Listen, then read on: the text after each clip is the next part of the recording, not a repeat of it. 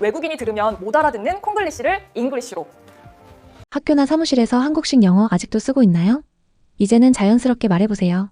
Sign pen, felt tip pen. Use a felt tip pen to write your name. Sharp pencil. Mechanical pencil. I always use a mechanical pencil in class. Note. Notebook. Bring your notebook tomorrow. Hochkes. Stapler. Can you pass me the stapler? Memory pen. Highlighter. Use a highlighter to mark important parts. Magic pen. Permanent marker. Write it with a permanent marker. Cunning. Cheating. Cheating is not allowed. Print. Handout or worksheet. The teacher gave us a handout.